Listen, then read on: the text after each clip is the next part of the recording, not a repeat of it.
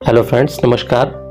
आज हम अपने वीडियो में आपको एक बहुत ही महत्वपूर्ण जानकारी फिजियोथेरेपी से रिलेटेड देने जा रहे हैं, जो कि बहुत ही इम्पॉर्टेंट है और आप इस इम्पॉर्टेंट टिप्स को फॉलो अप करने के लिए पूरा वीडियो शुरू से आखिर तक देखें। कमर की दबी हुई नसों को फिर से एक्टिव करने के लिए फिजियोथेरेपी में सबसे पहला ट्रीटमेंट लंबर थेरेपी ट्रीटमेंट हम करने जा रहे हैं। आप देख रहे हैं कि इस लंबर ट्रैक्शन थेरेपी में हम सबसे पहले पेशेंट को ट्रैक्शन देते हैं और उनके बॉडी वेट के अकॉर्डिंग उस ट्रैक्शन मशीन को यूज़ करते हैं, जिससे इनके L1, L2, L2, L3 और L3, L4 और S1 रीढ़ की हड्डियों में जो दबाव उत्पन्न हो गया है, जिसकी वजह से साइटिका नर्व दब जाती है या कंप्रेस्ड हो जाती है और उस साइटिका नर्व में ब्लड का सर्कुलेशन धीरे धीरे कम होते होते ना के बराबर होने लगता है। इस ब्लड सर्कुलेशन के कम होने से पेशेंट को भयानक और असहनीय दर्द महसूस करना पड़ता है, जो कि बर्दाश्त के बाहर होता है पेशेंट के लिए। तो हमारे इस वीडियो में, इस ट्रीटमेंट में सबसे पहला ट्रीटमेंट लंबर ट्रैक्शन थेरेपी है। आप इसे देखें और इसमें जो भी आपको वीडियो में दिखाया जा रहा है वो बहुत ही इम्पॉर्टेंट है आपके लिए, इसलिए इस वीडियो को शुरू से अंत तक ज़रूर देखें। हम आपको स्टेप बाय स्टेप आपकी रीढ़ की हड्डी के लिए थेरेपी दिखाने जा रहे हैं। सबसे पहला लंबर ट्रैक्शन थेरेपी, दूसरा लंबर ट्रैक्शन के बाद हम मसल्स एडजस्टर थेरेपी देते हैं, जिससे हमारे रीढ़ की हड्डियों से पैर तक जो भी नर्व का कंप्रेशन है उसमें ब्लड के सर्कुलेशन के कम हो जाने से ब्लड का सर्कुलेशन हमारे पैरों तक काफ़ी कम जाने लगता है। इस मसल्स एडजस्टर थेरेपी से उस नर्व के ब्लड सर्कुलेशन को बराबर करते हैं। उसके बाद हम मसल्स एडजस्टर थेरेपी के बाद टेंस थेरेपी देते हैं। टेंस थेरेपी यानी transcutaneous electro nerve stimulator therapy.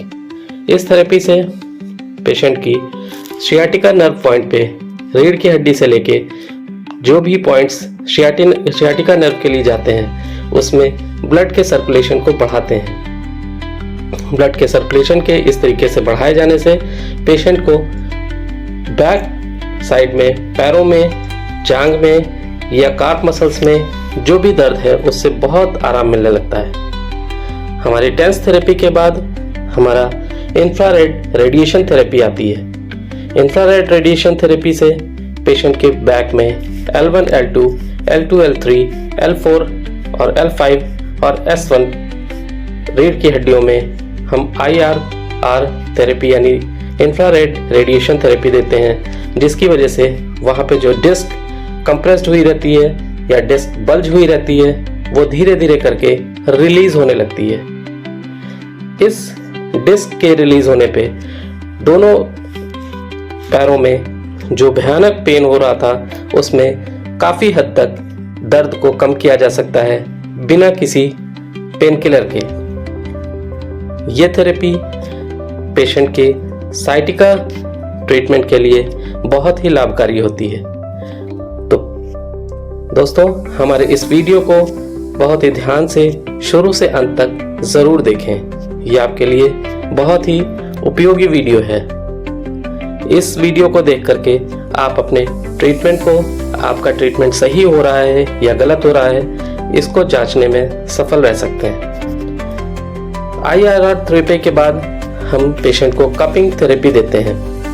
Cupping therapy में पेशेंट की डिस्क जो नीचे की तरफ चली गई है, प्रोलैप्स हो गई है या बल्ज हो गई है, उसको वापस सक्शन करके पीछे की ओर खींच करके अपना प्लेसमेंट पूरी तरीके से सही एरिया में एडजस्ट करते हैं और उसमें दबी हुई साइटिका नर्व को रिलीज करके उसमें ब्लड के सर्कुलेशन को सक्शन करके फिर उसके बाद पूरे लोअर पोर्शन पे यानी पैर, हैमस्ट्रिंग से लेके कार्प मसल्स तक पूरी तरीके से ब्लड के फ्लो को रिलीज करते हैं। कपिंग की इस थेरेपी में हम फंक्शनल कपिंग भी करते हैं, जिसमें कप लगाने के साथ साथ एक्सरसाइज को ज़रूर कराना चाहिए।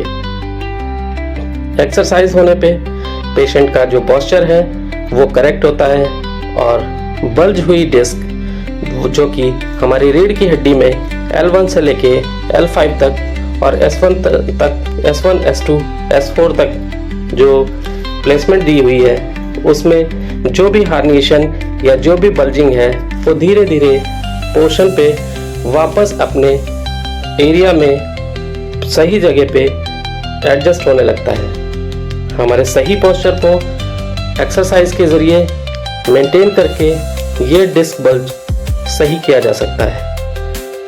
ऐसी डिस्क बल्जिंग जब ज़्यादा हो जाती है और पेशेंट को ज़्यादा समय तक डिस्क बल्ज से राहत नहीं मिलती है तो हमारी रीढ़ की हड्डियां हार्निएटेड यानी डैमेज होने लगती हैं। हमारी डैमेज हड्डियों को बचाने के लिए हम ये थेरेपी देते हैं। नहीं तो अगर किसी भी शरीर में, किसी भी पेशेंट के शरीर में एक बार हड्डियां, रीढ़ की हड्डियां अगर डैमेज हो जाती हैं तो उसको फिजियोथेरेपी से भी सही कर पाना बहुत मुश्किल काम होता है। फिर उसके लिए डॉक्टर्स उसका स्पाइनल ऑपरेशन ही करते हैं। तो दोस्तों, हमारे इस वीडियो को शुरू से लेकर अंत तक ज़रूर देखें, जिसमें आपको बहुत ही महत्वपूर्ण जानकारी दी जा रही है, जिससे हमारे जो भी पेशेंट इस प्रॉब्लम से, इस बीमारी से ग्रसित हैं, उनको दर्द से और ऑपरेशन से छुटकारा मिल जाए। तो दोस्तों, ये हमारी एक्सरसाइज जो है डॉक्टर्स की सलाह पे ही करनी चाहिए। जितनी बार डॉक्टर कह रहे हैं, फिजियोथेरेपिस्ट जितनी बार कह रहे हैं, उतनी बार इसको फॉलो अप करना चाहिए। केवल क्लिनिकल ट्रीटमेंट के साथ साथ इन एक्सरसाइज को आप अपने घर में भी डेली तौर पे, रोज़ाना के तौर पे डॉक्टर के बताए गए अकॉर्डिंग समय के अनुसार इसको रोज़ाना अपने से किया करें। एक्सरसाइज के बाद हमारी मसल्स एडजस्टर थेरेपी होती है। दोस्तों, इस मसल्स एडजस्टर थेरेपी में हमारे शरीर की मसल्स को रिलीज की जाती है, जिससे हमारी जो भी वेन्स हैं, जो भी कोशिकाएं हैं, उनमें ब्लड का फ्लो मेंटेन हो जाए और अच्छे ढंग से पूरे लोअर बॉडी में चला जाए, जिससे ब्लड फ्लो बढ़ जाने के कारण हमारे शरीर में, हमारे लोअर पोर्शन पे, हमारे अपर पोर्शन पे, हमारी रीढ़ की हड्डियों में जो दर्द हो रहा था वो ठीक हो सके। तो दोस्तों, अब इस एडजस्टर थेरेपी के बाद हमारा पूरा ट्रीटमेंट कंप्लीट हो चुका है। सो आप हमारे इस वीडियो को लाइक कीजिए, सब्सक्राइब कीजिए और कमेंट्स ज़रूर कीजिए। थैंक यू दोस्तों।